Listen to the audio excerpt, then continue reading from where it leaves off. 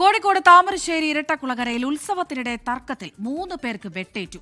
ബന്ധുക്കൾ തമ്മിലുള്ള തർക്കത്തിനിടെ ഒരു വിഭാഗം പുറമേ നിന്നെത്തിയാണ് ആക്രമിച്ചത്. നിഖിൽ പ്രമേഷ് കോഴിക്കോട് നിന്ന് വിവരങ്ങൾ നൽകാനായി ചേരുന്നുണ്ട്. നിഖിൽ, ഇത് എന്താണ് സംഭവം? ഇങ്ങനെയൊരു തർക്കത്തിലേക്ക് പോകാനുള്ള കാരണം എന്താണ്? അമൃത, താമരശ്ശേരി ചാലക്കര ഇരട്ടക്കുളങ്ങരയിലാണ് ഈ സംഭവം.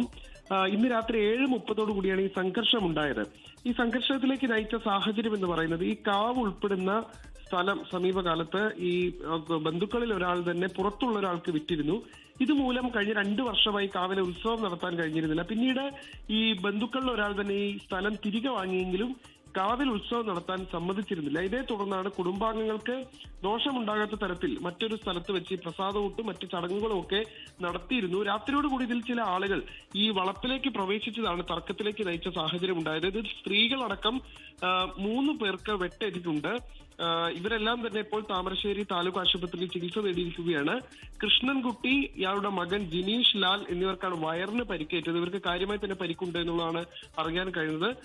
മറ്റൊരാൾ വിനോദാണ് പരിക്കേറ്റയാൾ. അതോടൊപ്പം തന്നെ ബിജില, പുഷ്പ, കല്യാണി എന്നിവർക്കും മർദ്ദനമേറ്റിട്ടുണ്ട്. എല്ലാവരും താമരശ്ശേരി താലൂക്ക് ആശുപത്രി ചികിത്സയിലാണ്. ഈ സംഭവവുമായി ബന്ധപ്പെട്ട് താമരശ്ശേരി പോലീസ് ഇപ്പോൾ കേസെടുത്ത് അന്വേഷണം ആരംഭിച്ചിട്ടുണ്ട്. ഇവർ ഈ പൂജയ്ക്ക് മറ്റും ഉപയോഗിക്കുന്ന ശൂലവും കോമരം ഉപയോഗിക്കുന്ന വാളും ഒക്കെ ഉപയോഗിച്ചാണ് പരസ്പരം അങ്ങോട്ടും ഇങ്ങോട്ടും ആക്രമിച്ചിട്ടുള്ളത്. അതുകൊണ്ട് തന്നെ വാളുകൊണ്ടുള്ള വീശലിൽ 2 പേർക്ക് വയറിന് മുറിവേറ്റിട്ടുണ്ട്. ഇവർക്കാണ് അല്പം കാര്യമായി പരിക്കേൽക്കുന്ന സാഹചര്യം ഉണ്ടായത്. ലോകത്തെവിടെയായാലും ഏത് സമയത്തും 24 വാർത്തകളും ഓഗ്മെന്റഡ് റിയാലിറ്റി പാക്കേജുകളും എക്സ്പ്ലെയിനറുകളും വിശദമായി കാണാൻ ഞങ്ങളുടെ യൂട്യൂബ് ചാനൽ നിങ്ങൾക്ക് സബ്സ്ക്രൈബ് ചെയ്യാം.